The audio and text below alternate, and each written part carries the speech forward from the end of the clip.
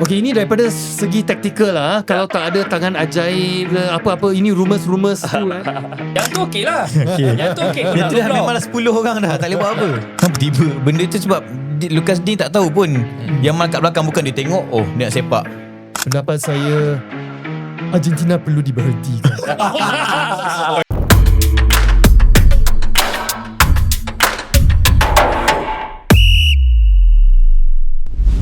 Assalamualaikum dan salam hormat. Selamat datang ke LM90 World Cup Edition. Ini adalah episod yang ke-9.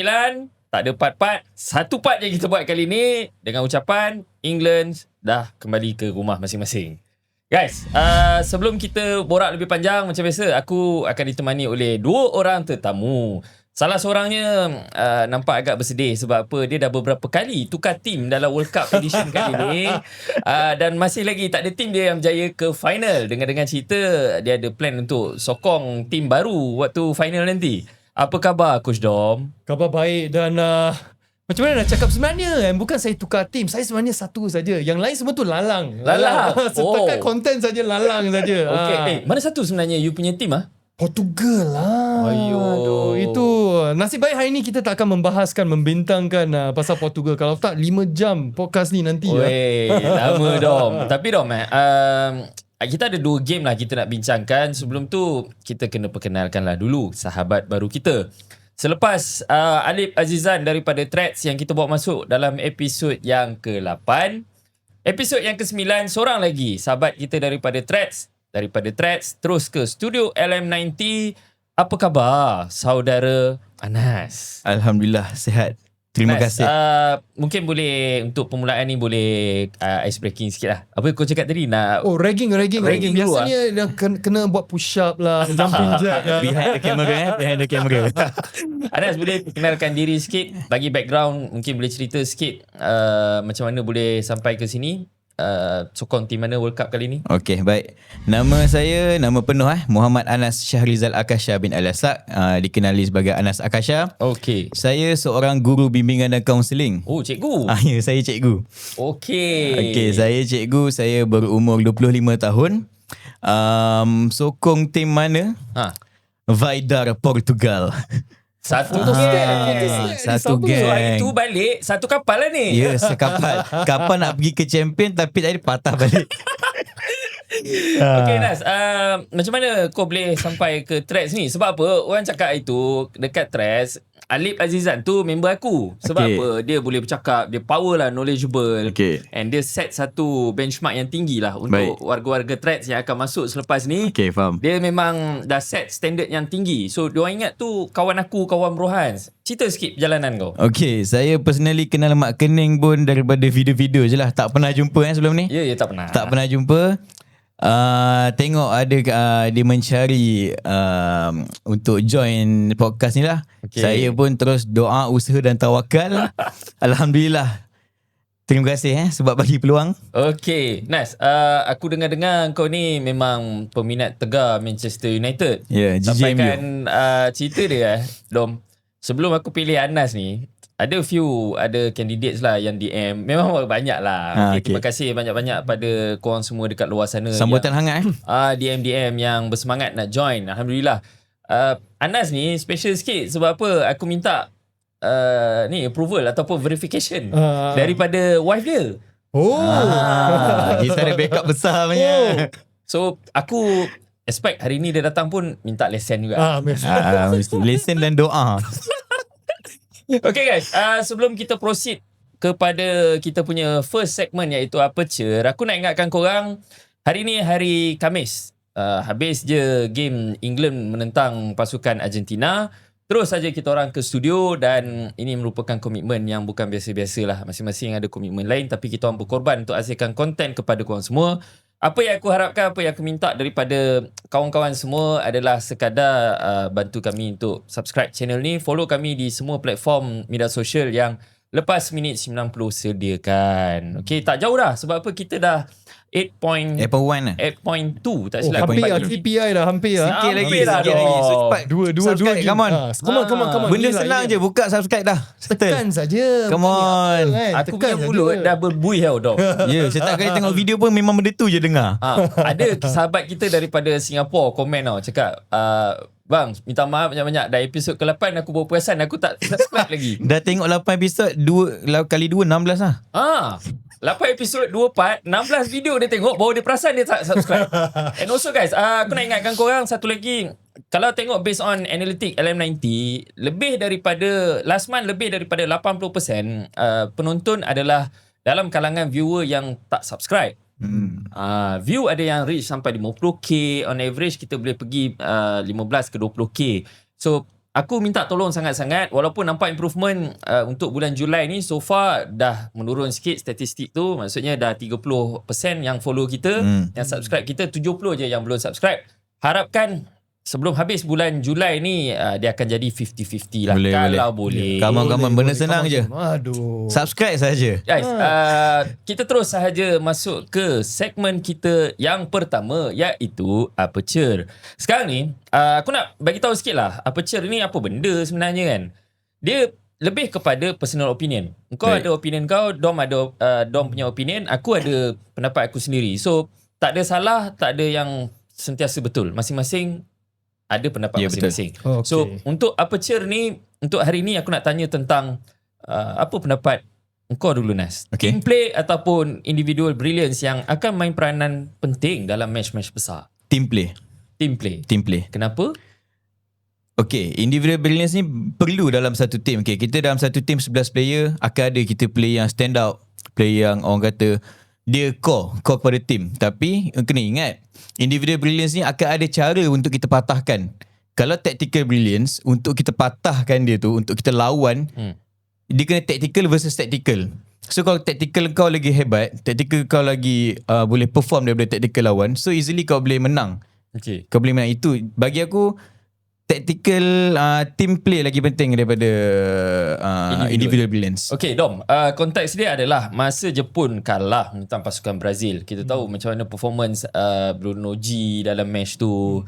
Macam mana player-player macam Casemiro, Martinelli berjaya untuk outclass player-player pasukan Jepun. Waktu tu orang kata power macam mana sekalipun sistem yang tim kau ada, tapi individual brilliance akan bawa perubahan dalam match-match penting. Sekarang macam dah berubah. Apa pendapat kau pula?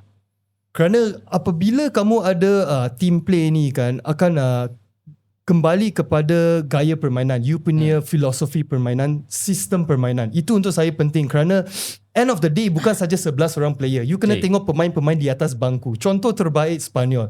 Kalau you masukkan siapa-siapa pun, mereka mengenali sistem, kita mengenali permainan mereka melalui sistem play. So siapa sama ada mereka pertama kali main untuk negara, 2 kali, 3 kali, cap berapa banyak pun, mereka tahu apa yang mereka perlu lakukan. Dan saya rasa itulah yang akan membezakan pasukan yang boleh pergi jauh, yang boleh menang Piala Dunia berbanding dengan yang hanya boleh perform masa group stage saja. Misalnya lah. Fair enough lah. Bercerita tentang player-player pasukan Spain. Kita terus saja masuk ke segmen yang kedua, which is match of the day. Untuk match yang pertama kita nak bincangkan, semi-final review ni, France menentang pasukan Spain. Baik. Dengar cerita, Thierry Henry bagi tahu player-player Spain ni macam kau katalah, siapa pun masuk dia boleh apply gameplay yang sama sebab sistem tu dah memang diwujudkan. Betul. Diorang ni seolah-olah macam dah belajar benda ni since diorang umur 16 tahun. Dalam rahim lagi. Diorang bagi tahu dalam rahim lagi. Dah tahu nak buat apa. Dah tahu nak buat apa-apa. Dan satu lagi, mungkin juga faktor kekurangan player-player Real Madrid yang ada dalam sistem ataupun ada dalam tim kali ni, Nas. Betul. Okay, kalau kita cerita pasal Spain ni, sebenarnya pendapat aku okay, pasal Spain ni, dia sekarang ni coach Le Fuente ni, dia mencampurkan, okay, dia tak tinggal terus tiki-taka yang memang kita kenal daripada Spain ni. Okay, 2008, 2010, 2012 kita kenal dengan tiki-taka, tapi sekarang dia tahu cara play modern untuk apply gameplay dia campurkan sekali dengan tiki-taka tu. So player yang dah memang orang kata yang mungkin yang ubah 30-an 30 macam Rodri apa semua kan, still boleh cope dengan player muda pun boleh ikut, oh macam ni cara sebenar nak main. Ini DNA budaya Spain sendiri. Okay, Dom, kita tengok balik sebelum match ni start, kita tahu ni pertembungan antara best attacking team dengan best defending team. Betul. France dah ada 16 gol. Front four memang power gila lah, padu gila sepanjang World Cup. Spain pula datang dengan rekod cuma bolos biji je gol di Cateler. Kita tahu betapa pentingnya Rodri dalam tim ni. Kemudian untuk France pula, Mbappe and Co ni memang on fire. The Tapi Fantastic Four. aku nak tanya kau Dom, kenapa sebenarnya dalam match ni Mbappe dan juga front three ni seolah-olah macam diikat kaki mereka? Yang pertama saya rasa ini daripada kawasan tengah lah. Rodri yang first and foremost yang pakai tarik seluar tinggi. Nerd. Tak in. Nerd dia nerd lagi kemas. Itu gaya-gaya cikgu disiplin ke? Ya, cikgu tak ada rotan je. Tapi saya rasa dia lah yang kita boleh tengok memecahkan banyak gameplay front four tu. Dan saya perasan cara Rodri apabila dia menerima bola, dia memperlahankan tempo permainan. So yang itu secara tidak langsung macam memberi macam tekanan ke apa kepada front four mereka. Mereka rasa macam tak boleh main style mereka yang mereka biasa lah. Mereka yang jenis yang agresif, mereka nak tekan press. Tetapi Rodri dah membaca, memperlahankan segala-galanya. Dan untuk saya satu lagi, Fabian Ruiz. Yang itu banyak orang pandang Rodri saja, tapi untuk saya Fabian Ruiz, dia juga run the show. Dia yang connectkan bahagian defensif dan juga bahagian serangan lah. Dan itu kamu boleh tengok kelang kabut. Michael Olise punya permainan pun out. Mbappe semua kena tolak ke, nak cari ruang kena tolak ke bahagian tepi bersama Barcola. Tak payahlah Barcola.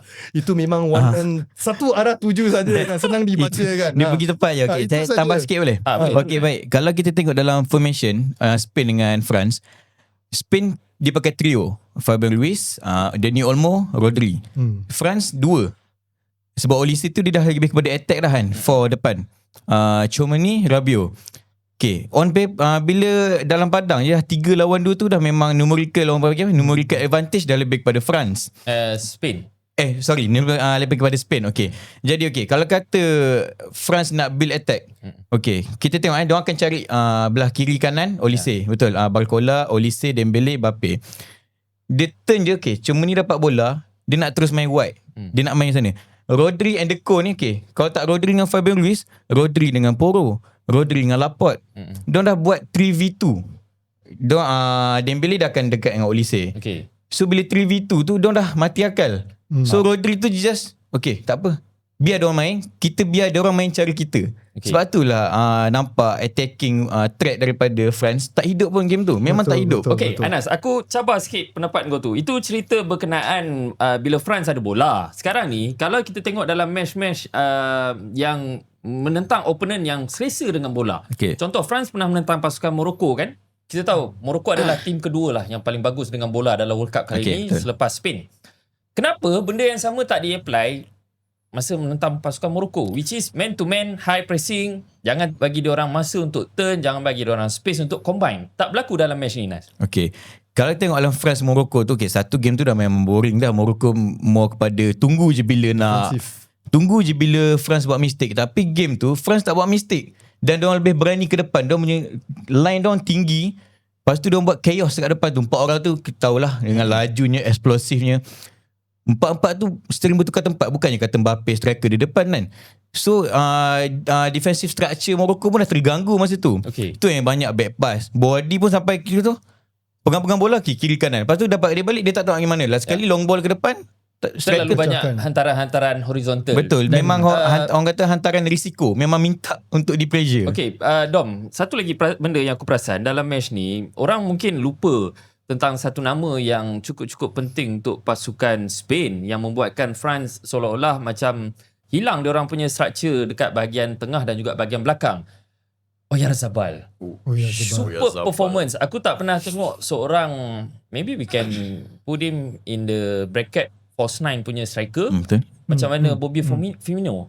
Cara dia roaming dekat bahagian tengah, dekat bahagian wide untuk drag 1-2 player France ikut dia keluar daripada defensive line tu sangat-sangat superb dalam match ni. Sehingga kan player-player macam Saliba tak tahu, ada 1-2 ketika tu tak tahu sama ada aku perlu drop ikut dia keluar ke ataupun aku nak stay keep my defensive line, Dom? Betul. So sebenarnya bukan dia saja seorang. Saya rasa yang Alex Baina juga sama benda sama. Yang inilah yang berbalik kepada yang kamu cakap lah, yang sistem permainan. Satu lagi sebab saya rasa kenapa terganggu permainan Perancis ialah pergerakan pemain-pemain bukan 1-2 orang yang bergerak, semua orang pun akan bergerak. Mencari ruang, dan apabila ini out of possession, dan apabila menerima bola pula, cara mereka pass and move. Bukan seorang saja, bukan 2, 3, satu pasukan yang move. Yang di mana kan dalam situasi sebegitu, semua sistem France akan terganggu sampai mereka terikut-ikut mengejar hantu kan. Yang last pun mereka pun give up. You boleh tengok towards the end, boleh cakap mereka pancik ke apa, mereka pun give up, malas. Muka dah koyak dan masing-masing. memang banyak ruang masa tu, bukan saja daripada Oyarzabal, banyak ruang terbuka untuk mereka buat yang tiki-taka. Tapi Oyarzabal ni underrated betul kan. Memang tak ada tim besar ke nak try dia. Satu benda yang menarik tentang match ni, Nas, di pertumbungan kita tahulah Mbappe menentang Yamal lah. Yelah. Kata, kan. Sebab apa tu yang dua player, attacking player paling outstanding. Cuma aku nak tanya balik dekat kau. Kita tahu rekod memang last kemenangan France ke atas Spain adalah pada tahun 2021. Final Nation League. Betul. Lepas daripada Euro 2024. 24. Diorang tak pernah menang langsung tau lawan France. Bukan lawan France, Mbappe tak pernah menang lawan Yamal. Lawan Yamal pun dekat kelab pun. Kelab pun tak pernah 6 menang. 6 kali jumpa, 6 kali kalah. Betul. So sekarang ni aku nak terus kepada insiden gol pertama yang mana penalti. Sebab apa? Ada perdebatan dekat threads yang mengatakan penalti tu tak sepatutnya diberikan. Sebab apa? Memang sengaja Yamal intentionally nak foul tu berlaku. Sama juga macam contoh, kalau kata kau masuk ke dalam kawasan kotak penalti, kau tahu opponent tu akan challenge, kau sepak kaki dia. Benda yang sama, cuma ini kau datang boleh kata daripada open side lah, bukan blind side. Betul. Dan benda tu berlaku dalam kotak penalti. Satu, kita bincangkan dulu patut ataupun tidak penalti itu diberikan. First tengok aku rasa tak patut. Kenapa tiba benda tu, sebab Lucas Digne tak tahu pun. Yamal kat belakang, bukan dia tengok dia nak sepak. Tapi bila dah lepas menelusuri undang-undang FIFA ni, rupanya serious contact. So maksudnya tak kisah kau nampak ke kau tak nampak. So atas player sendiri kena aware dengan keadaan. Aware, dia kena macam scan dulu. So bagi aku sayang benda tu jadi. Patut Lucas ni dia kena aware kot. Aku rasa dia dah gelabah. Dia tahu dah Yamal kat belakang, dia nak clear je bola terus. Dom, satu lagi benda yang mungkin berlaku dalam insiden yang sama menjadi perdebatan. Bola tu terkena dia punya lengan. Adakah sepatutnya diberikan handball? Was it the right call? Saya rasa kan Lamine Yamal ni pandai tau. Dia dah menyelidik undang-undang kerana daripada segi undang-undang memang betul dia terkepit kepada badan tu, tapi persoalan dia ialah kalau dia tu Dini tak rembat dia, kontak bola ke depan, dia score gol. Adakah itu gol? Itu mungkin tidak gol. Mesti tak itu gol. Itu mungkin tidak gol. So itu untuk saya 50-50 lah. Tapi ini terpulang berbalik kepada kebijaksanaan Lamine Yamal lah, yang memang dia bijak exploit keadaan exploit keadaan itu memang brilliantness daripada dia lah. Satu angle lagi yang mungkin kita boleh bincangkan adalah dari segi macam mana France bertahan selepas keluarnya player Arsenal yang bernama William Saliba. Kita tahu Upamecano merupakan player yang laju, player yang selesa dengan bola. Bila attack dia akan join the attack. Tapi sekarang bila keluarnya Saliba, kau hilang satu partner yang akan cover kau waktu bertahan. Betul. Saliba ni kalau aku tengok dekat defensive line France, dia macam dia yang ketua. Dia yang akan suruh kau ke depan, aku jaga belakang, dia akan jadi last man, dia akan lebih sebagai macam kau cakap dia, Upamecano akan ke depan.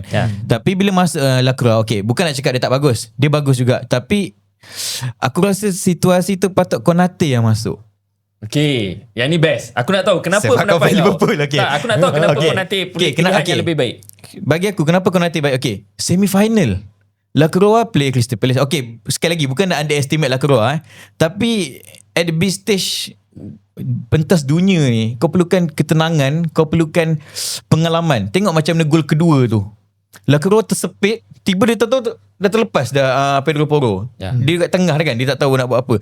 So bagi aku macam sayang, patutnya bagi Konate partner dengan Upamecano, stabilkan balik structure defensif, make sure tak akan berlaku silly mistake tu. Benda ni just satu Olmo tap hilang, Lacroix tengah dia bela tu, Gol. Dan aku sebenarnya suka kualiti yang Lacroix ada waktu dia on the ball. Waktu dia ada bola, superb. Dia ni memang tenang dengan bola. Tapi betul. dia clumsy bila mana dia berdepan dengan situasi 1 lawan 1.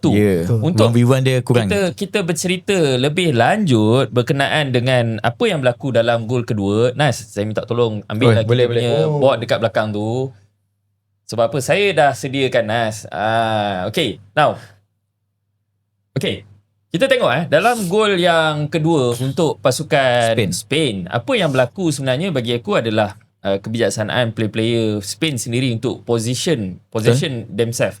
Sebab apa kita tahu macam mana power sekalipun team kau, kalau kata player kau ni tak connect each other, dia takkan jadi. Tak ada chemistry. Tak ada chemistry, dia takkan jadi. So apa yang berlaku dalam match ni adalah player macam Lamine Yamal di sebelah kanan memang dah pin Luka Ding di sebelah kanan.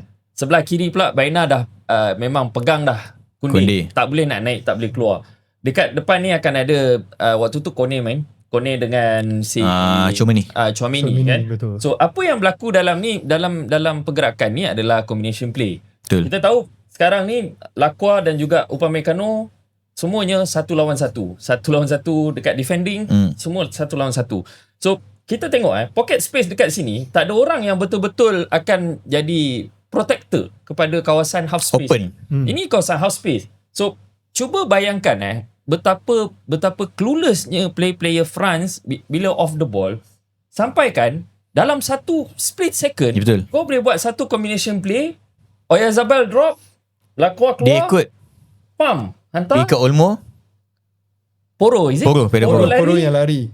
Ni masuk tap saja. Tapi cantik daripada memang bijak gila gol tu sebab Allah kata movement ni memang mahal benda yang template yang ada dalam textbook. Betul. Pergerakan yang dalam textbook. Sebab apa? Kalau kata tak berlaku seperti ini pun, sebenarnya banyak benda yang Poro boleh buat dalam pergerakan ni. Sebagai contoh bila Oyarzabal drop, maybe dia boleh main dekat sini juga. Betul. Yamal boleh masuk. Kita tahu Yamal memang player yang sangat-sangat unpredictable. Favorite dia situ. Dia boleh masuk ke bahagian dalam. Kau boleh combine banyak dekat sini. Sebab apa? Pada aku, Tchouaméni tak sepatutnya berada gap yang terlalu besar. Betul. Dengan Koné. Dia jauh sangat. Betul. Sepatutnya Tchouaméni mungkin tak in sikit dekat sini dan Michael Olise ni dah tertinggal. Mungkin Michael Olise kalau kata dia pergi press, keadaan ni akan jadi berbeza. Betul. Tapi sebabkan Desiree Doué yang pergi, itu yang kita nampak combination play yang sangat-sangat superb, sangat-sangat smooth. Dan second goal yang seolah-olah mematikan terus habis player France. Terima kasih banyak-banyak. Punya muka pun memang dah barat dah masa tu pun. Memang koyak lah, senang cerita kan. Tapi yang sebelum tu juga cara mereka build up kan, mereka mencari ruang. Saya rasa semua orang pun ada sentuh bola kan sebelum dia sampai kepada macam final. Macam main futsal lah. Top sampai. Power tu macam kena gam. Power. Sebab apa?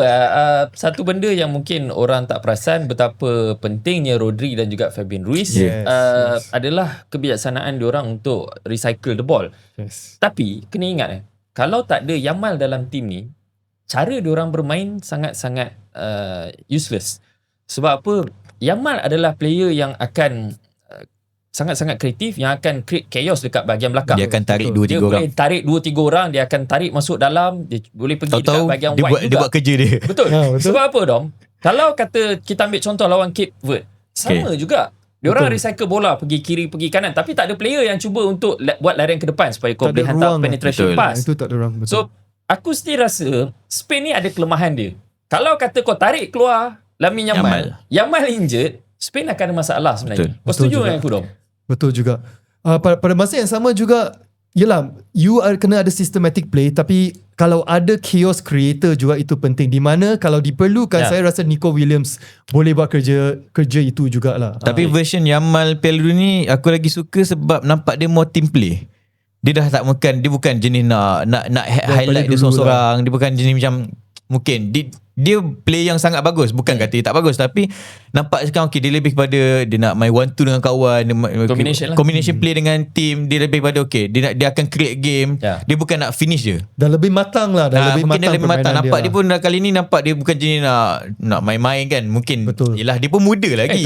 Tapi kalau kita tengok Dom, sebelum kejohanan ni berlangsung, sebenarnya ada satu interview Nico Williams dengan Yamal. Kau tengok Lamine Yamal. Dia memang confident gitu Dom. Ya betul. Dia orang cakap kan France ada front three yang lagi padu. Ya betul. Habis kita orang yelah. Dia punya confident satu lagi pasal mungkin muda kan, tak cuak lagi kan. Tak cuak lagi kan. So itulah ialah jenis confident. Sebenarnya itulah player karakteristik player yang padu lah. You kena ada confident kena lah. Ada ego kena ada ego. Tak boleh baik, kena jahat. Jahat sikit. Kena jahat sikit. Kena ada lah. Okay, mungkin kita kena sentuh balik berkenaan dengan Kylian Dictator. Sebab apa sekarang Dictator Mbappe akan main third, fourth placing. Cuma aku mungkin nak create conversation dengan korang dengan benda yang sedikit throwback. Apa sebenarnya perbezaan paling ketara tim 2018 yang menang World Cup dengan tim 2026 yang ada super talented squad? Easy. Apa beza sebenarnya? Aku start dengan kau dulu Anas. Tak ada Pogba. Tak ada player macam Pogba. Belakang dah boleh buat kerja, tak ada masalah. Tapi yang nak menghantar magical ball ni, diagonal pass, through pass yang cantik, kita kurang quality. Olise vision bagus. Tapi untuk sampai tahap Pogba yang bola tahu-tahu sampai je kat bukan kaki. Konsisten jugalah dia melepaskan bola macam tapi tu lah. Pogba seorang lagi partner Kante. Kenapa sebenarnya Dom kau rasa ketiadaan dua orang player macam Pogba dan juga Kante? Okey lah, konteks dia kita ambil macam ni lah guys, senang. Kante kita tahu dia ni memang akan run the show dekat bahagian tengah. Dia akan buat dirty job dekat bahagian tengah. Menang balik bola, menang second ball. Pogba pula macam Anas kata, player yang kreatif. Tapi dalam squad kali ni Dom, ini aku cabar kau dalam squad kali ni tak kurang juga sebenarnya. Kau ada Tchouaméni, boleh buat dirty job. Kau ada Rabiot, box to box midfield. Kau ada Olise yang boleh create chances yang kau tahulah macam first game tiba-tiba bola sampai dekat kaki Mbappe dan sebagainya. Walaupun Tchouaméni ni kamu cakap dia buat dirty job, tapi saya rasa dia juga kurang mobile. Dia bergantung lebih kepada pembacaan game dia sendiri dan dia akan memintas bola. Kalau N'Golo Kante itu merata-rata tempat juga. Okey, dan juga yalah, yang itu yang saya rasa yang akan membuka kunci untuk player-player lain perform. Mereka tak perlu risau sangat apa yang berlaku kat belakang. Dan sebagaimana yang game Spain hari tu yang kita tengok, dia sampai satu masa tu player tu dah give up, dah malas nak lari. You boleh nampak Olise dah malas nak lari dan Rabiot dikeluarkan kerana kena kad kuning kan. Manuel Kone masuk. Ada yang cakap Manuel Kone mungkin patut yang start game. Sayang kerana tak start. dia punya energy yang dia tunjukkan kan. Mungkin itulah yang kekurangan dia lah. So untuk saya lebih kepada energy kat kawasan tengah tu. Dan of course lah yang Paul Pogba punya brilliantness daripada segi pengedaran bola, membawa bola. Sebab kalau korang dorang lebih menyentuh berkenaan bahagian midfield untuk perbandingan 2018 dengan 2026, pendapat aku pula berbeza. Sebab apa? Aku lebih memilih ketiadaan susuk-susuk seperti Oliver Giroud dan juga Antoine Griezmann. Make sense. Yang kita tahu sentiasa akan sacrifice, sentiasa sanggup untuk drop untuk bantu bahagian pertahanan. Tak memerlukan player-player macam Mbappe untuk pergi ke bahagian belakang terlalu banyak, especially menentang dengan tim yang kontrol bola gila-gila macam Spain lakukan. Okay, aku tutup dulu untuk perlawanan yang pertama ni. Sebab apa? Kita nak terus saja ke segmen yang ketiga. Kita akan go deep dive tentang tactical talk untuk match England menentang pasukan Argentina. Baru lepas disebabkan video ni kita takkan buat split into two parts. Video ni agak panjang guys. Kalau kata korang penat boleh pause dulu lah. Pause dulu. Minum kopi dulu. Tekan subscribe. Pause, subscribe, sambung balik. Okay, sebab apa? itulah kita nak ada gap macam ni, kita tak boleh nak cakap video ini ataupun podcast ini dibawakan khas kepada anda. Tak boleh. Sebab belum ada lagi setakat ni. Mungkin Anas ada company ke yang kalau ada kita boleh roja-roja kan. Benda boleh bincang. Okay. Guys, kita nak cerita terus tentang It's Not Coming Home lah kali ni. England sangat-sangat sedih selepas leading 1-0. Tapi sebelum start match, kita tahulah Dom, sejarah panjang England dengan Argentina ni memang gila-gila lah. Start daripada 1986. Is it?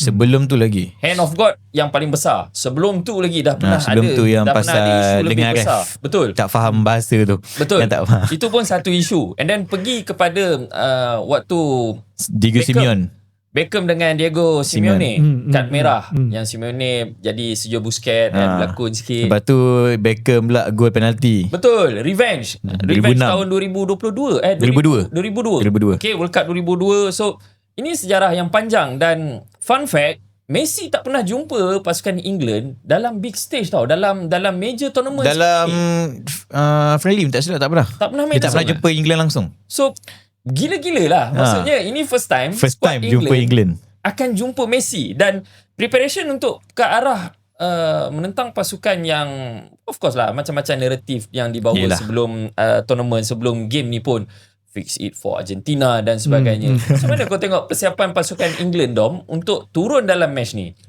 Yang ini mereka pandangan saya mereka gunakan man marking untuk Lionel Messi. Di mana mereka menghantar Elliot Anderson lah untuk mengawal Lionel Messi lah. Tetapi sekali lagi lah, Lionel Messi ini bukan jenis pemain yang you boleh kawal dia untuk sepanjang 90 minit. Dan walaupun you kawal dia, Elliot Anderson pun tak begitu kemas. Sehingga sampai tiga player kena tapi ada satu momen tu, Jack Spence, Elliot Anderson. Yelah, yang tiga tu lah sekali masuk dengan Harry Kane sekali pun kan, dengan Harry Kane kena sekali, juga kena, dia pun lepas juga. So itulah yang di atas kertas sebelum game bermula man mark dia, tetapi itu mustahil lah. Memang mustahil lah. Was it a mistake, Nas, apa? untuk man mark Lionel Messi dalam match sebegini? Okay, benda tu boleh jadi kalau tim tu betul-betul structure cantik. Okay, sebelum game Tuchel ada cakap dia akan man mark Messi. Dia dah cakap siap-siap. So Elliot Anderson ni ditugaskan untuk rapat dengan Messi. Okay. Jude Bellingham akan akan block passing lane untuk sampai ke Messi. Kita nampak benda tu cantik first half. First half cantik. Bukan nak kata Messi tak hebat, no. I mean, nampaklah ada plan yang jelas daripada England. Masuk second half, lepas dah gol, aku dah tak tahu dah apa yang lebih fikir. Rasa England ingat game habis 60 kot. Southgate kembali. Itu yang aku nak tanya, Dok. So buka topeng Southgate. Adakah apa yang berlaku dalam match ni seolah-olah mengingatkan kita mengimbau semula kepada beberapa major tournament England di bawah Gareth Southgate? Sebiji. Terkejut substitution yang dia buat. Dan sebelum substitution juga, apabila semua player tu terperiuk dalam kotak penalti, macam mengalu-alukan serangan daripada Argentina. Dan dia minta dia yang nak, dia sendiri yang nak. Tapi antara semua pasukan, kalau you nak main low block tu melawan Mexico tu okey lah kan. Dia boleh buat lah. Sebab Mexico dia main 10 man dah. Dia 10 man je. Mungkin itu yang memberi dia inspirasi untuk meneruskan dia. Tapi untuk saya bingai lah. Itu sejujurnya. Dan ada dia punya warning sign daripada Argentina yang berbilang cross masuk, dia punya daripada white channel semua inverted lari lepas je gol Gordon, England hanya pegang 12% je possession. Memang dia menit 55 sampai ke 99 97 ni. Something tu 12% je dia pegang bola. Lagi sikit dia Arsenal. Kenapa sebenarnya, Dom, kau rasa Thomas Tuchel ni seolah bertukar menjadi Gareth Southgate? Sebab apa? Kita tahulah, kau bawa masuk Tuchel untuk dengan harapan untuk gameplay yang lebih cantik dan juga game management yang lebih baik berbanding dengan Southgate yang lebih pragmatic. Pragmatic gila lah, kita tahu. Tapi kenapa dalam the biggest game in the tournament kau apply benda tu dalam keadaan kau ada lebih kurang 35 minit. Betul. Lama lagi. Betul, tak sampai hydration break lagi. Yang merunsingkan kerana sebenarnya kalau dia meneruskan permainan macam tu, tambahan pula dengan dua centre back mereka yang kena kad kuning tu, saya rasa kemungkinan kita mungkin boleh dapat gol kedua daripada England. Dan juga Argentina juga teragak-agak nak full swing menyerang. Kerana apabila nampak mereka terperiuk macam tu, Dom, confidence. terperuk Dom. Terperuk. Terperiuk tu Kita tempat masak. Sorry. Nampak marah sangat tu. Nampak marah sangat. Sabar. Terperuk. Periuk tu ada dekat dapur. Macam terperuk. Terperuk. Terperuk. Sorry. Bukan terperiuk. Terperuk. minta maaf. Nampak marah sangat tu. Sabar. Tapi itu dalam situasi begitulah dan memberi confidence kepada pemain-pemain Argentina untuk meneruskan serangan, dan apabila dia masukkan 3 defender tu memang bercelaru. Betul. Betul. Okay. Cepat tanya tepi dulu. Kena check dulu. Okay, Nas, aku suka bila Dom sentuh berkenaan dengan kemasukan 3 defender, which is Dan Burn masuk, O'Reilly dengan siapa ganti Ezri Konsa. Ezri Konsa masuk. Konsa main right back weh. 3 orang player ni masuk terus seolah-olah menghantar mesej kepada player-player England, okay guys, kita main defend, kita bertahan sampailah subuh esok. Kau rasa adakah tu permulaan kesilapan daripada 100%. Memang itu kesilapan paling besar Tuchel buat. Sebab bagi aku, aku teringat bila tengok je dia buat tu, teringat yang Fabregas punya dengan Como, dia kata bila manager dah masukkan player defend, automatic dalam padang tu tim kau akan coach bagi signal, kita defend. Itu dia kutuk MU kan masa tu kan. Maksud dia satu ingat tu. Dia memang menjemput, nampak macam contoh bagi gol Enzo Fernandez. Ya Allah, punya jauh Enzo Fernandez boleh makan nasi gandar dulu, dia duduk dulu baru nak shooting. Tak ada orang nak masuk langsung. Semua dalam kotak. Dia masukkan Dan Burn, O'Reilly dengan Ezri Konsa. Ezri Konsa main right back weh. Tapi to be fair, Konsa dalam last match dia memang beraksi as a right back. Sebab ketiadaan player-player macam Jadon Konsa dan juga Trent yang Jane DCI pun dekat injured. rumah. Trent tengah lepak kat rumah. Tapi Dom, aku lebih kepada nak bercerita mungkin sedikit angle yang berbeza. Sekarang orang bercerita, kau tak patut masuk 3 orang defender, kau tak patut defend 35 minit macam ni kan. Kalau kau tak masukkan defend dalam keadaan kau leading, apa patut kau buat sebenarnya Dom? Sebenarnya sejujurnya, sekali lagi berbalik kepada apa yang saya cakap, meneruskan permainan daripada first half tu. Saya rasa sebenarnya dikawal, masih lagi di bawah kawalan England. Tambahan pula mereka belum lagi membuat sub lepas tu untuk dia punya centre back lagi kan. Dan kalau kamu nak masukkan juga defensif tu, jangan keluarkan Anthony Gordon. Betul. Kerana saya rasa dialah satu-satunya sumber kamu kalau you nak counter attack, kalau you nak relieve pressure daripada serangan bertubi-tubi daripada Argentina. Tak ada ruang bernafas untuk defensive line. Tapi tadi kau tanya sikit Tadi kau tanya kalau tak masuk defender nak buat apa? At least kalau kita England kekalkan pattern yang sama, masukkan Saka, sumber-sumber kreativiti, Eze, Rashford. Gordon kita stay. Sebab Gordon bagi aku dalam World Cup ni dia paling stand out player lepas Harry Kane dengan Bellingham lah. Masukkan sumber-sumber kreativiti tu, cari gol kedua, kau nak defensif lah. Jangan ingat 1-0 dah selamat, 2-0 mesti pun kena balik 3-2 apa. Betul, sebab kita tahu Nas, dalam sistem low block yang di-apply oleh tim-tim macam Egypt tak menjadi, and then Swiss pun mula-mula high press, tapi lepas main 10 orang dia terpaksa. Yang tu lah. Yang tu kau nak low block. Memang 10 orang dah, tak boleh buat apa. Yang tu kau nak low block, tapi bila kau cuba untuk bermain low block menentang pasukan Argentina dalam keadaan kau ada 11 orang player. Betul. Kau ni tim yang kau dah tahu, lawan Mexico, tim kau memang fast in transition. Kau laju, player kau macam Gordon, that's why dia ada dalam first 11. Kita tahu. Betul. Argentina akan pegang bola tapi England akan play on transition. Sekarang ni Nas, kalau kata contoh player-player macam Bellingham dan juga Kane tak drop terlalu banyak, kau akan tinggalkan ruang yang besar. Betul, kat tengah tu. Kat tengah tu. Persoalan aku sekarang ni, apakah yang diplan oleh Tuchel? Maybe something else. Tapi player-player atas padang nak bermain dengan cara yang berbeza. Konteks dia, sekarang ni waktu semi-final, kita tahu ada berlaku sedikit pertengkaran lah. Lepas perlawanan antara Tuchel dan juga lepas lawan apa itu? Lepas game lawan pasukan England. Semi-final, quarter final. Norway. Ada. Memang nasib gila England menang. Apakah disebabkan benda tu seolah-olah berlaku kecelaruan taktikal dalam match ni? Maybe Nas, sebelum kau jawab. Maybe Tuchel masukkan defender fresh leg untuk kau ada extra man dalam box. Tapi kau still lagi nak form formation 5-3-2, kita nak form mid block. Tapi player pula nak bermain dengan cara yang berbeza. Apakah benda tu yang berlaku sebenarnya? Aku rasa tak lah. Bukan kecelaruan taktikal. Sebab bagi aku, Tuchel sendiri dah Tuchel. Betul. Tuchel lah. Nampak nak marah tu kan. Okay. Tuchel sendiri dia macam bagi signal, okay, tak apa, kita defensif je. So okay, macam aku cakap 12% je possession bola. Okay, 5-3-2 mid block. Okay, at least takkanlah 12 possession je. Kalau kau berniat untuk mencari gol, kau takkan masukkan sampai Nico Orlelli tu boleh kira defender tau. Kau ada 6 defender dah dalam atas padang. And in fact tengok gol kedua, kau dah masuk Dan Burn, tinggi alam dah tu.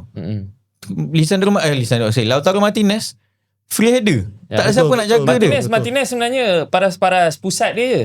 Dia kalau lompat pun dia boleh tinggi lagi. Betul. Tapi lompat pun dah sampai. Tapi to be fair Dom, gol kedua tu terhasil apabila John Stone yang tak mark Lautaro Martinez. Betul. Apakah dalam keadaan tu, kalau katakanlah England beraksi, maybe still keep 4 at the back, akan jadi sedikit berbeza. Sebab apa? Bila kau ada 6 at the back, maybe defender kau ada 3 orang dekat dalam, mungkin they expect okay, ada seorang lagi yang akan ambil player dekat belakang. Ya, betul. Kemungkinan communication dan expectation yang semua orang main defensif, semua ruang dah ditutup, tak ada ruang kosong untuk dieksploitasikan oleh pemain Argentina. Tapi berbalik kepada sekali lagi lah, defensif yang terbaik ialah ofensif. Keluarlah daripada kawasan kamu. Itu saya masih lagi berbalik, yang saya bingung lah. Kenapa lah mereka buat sebegitulah. Boleh nak main macam kata 5-3-2. Okay, unless kau ada trend dekat belakang. Unless okay, kalau lah kau ada passer yang boleh drive bola ke depan, kau ada boleh long ball cantik untuk Bellingham, Kane buat kerja kat atas, then nampaklah kau punya orang kata ada plan. Yalah, kau play on transition. Okay, play on transition. Okay, kau tunggu dapat bola, terus cari gol cepat. Tapi kalau Ezri Konsa betul dia main right back, tapi dia makeshift right back tu, dia bukan right back yang kita mengharapkan dia overlap. Dia mengharapkan dia just memang kau center back, tapi kau letak je dekat right back, kau buat kerja center back.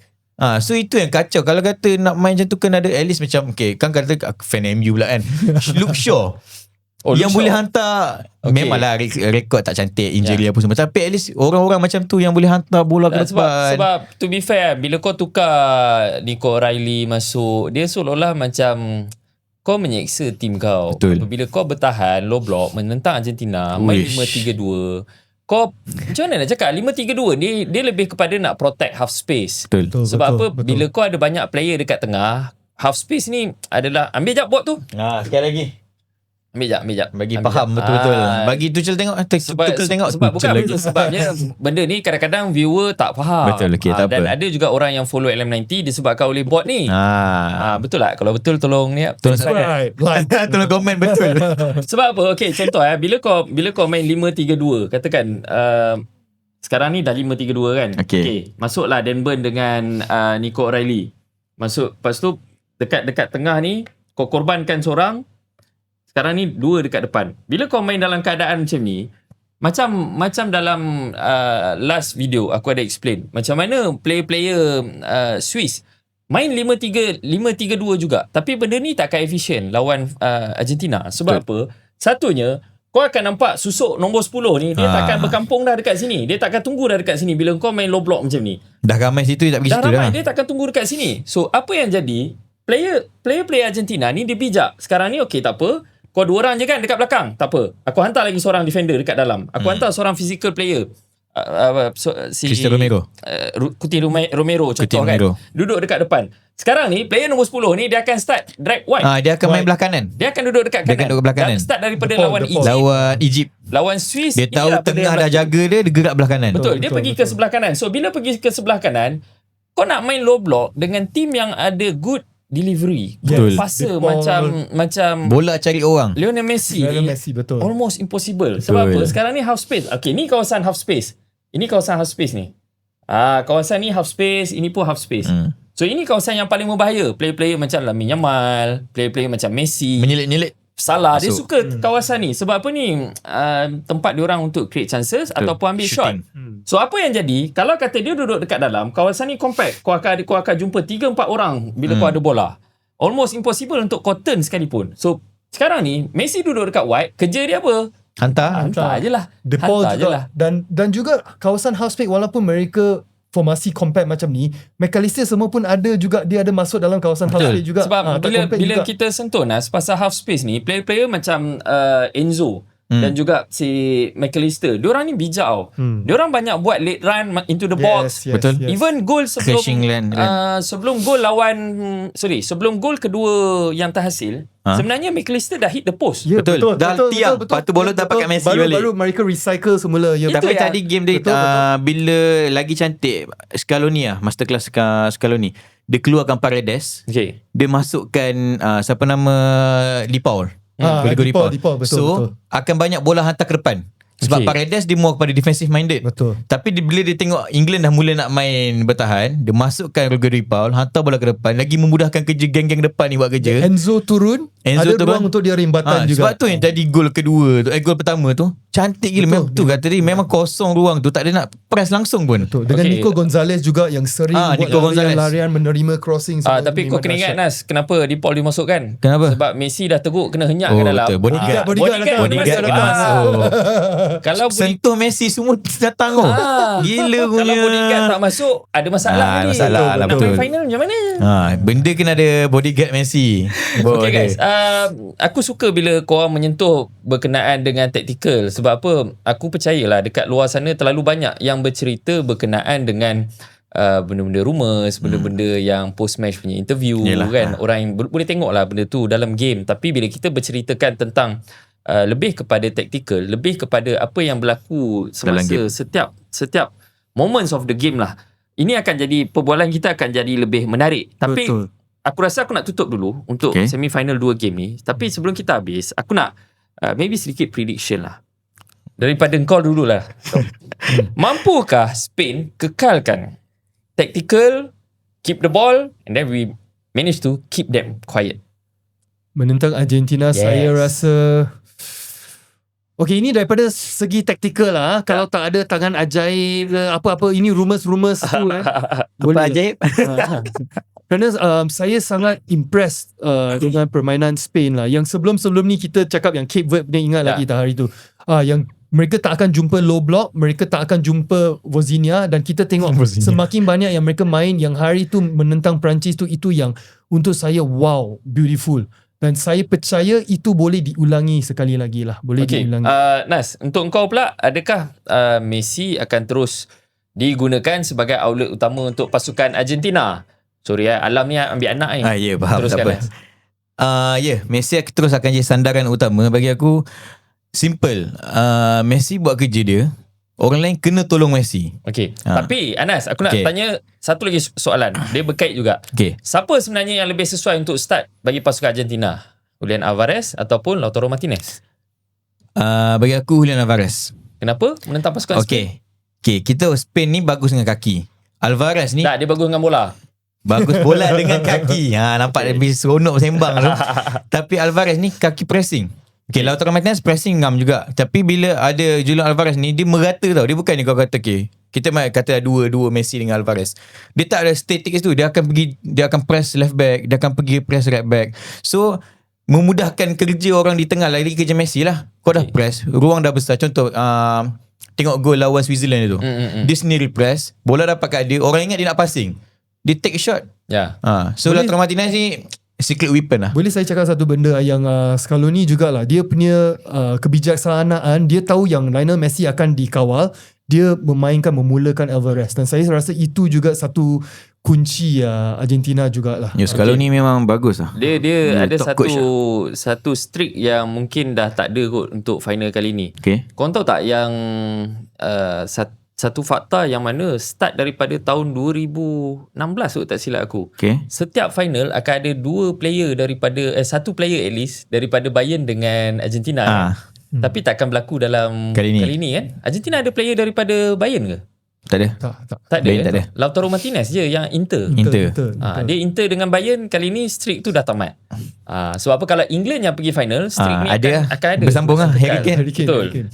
Okay guys, last prediction juara. Siapa dong? Siapa dan kenapa? Spain. Kenapa? Spain. Pendapat saya, Argentina perlu diberhentikan.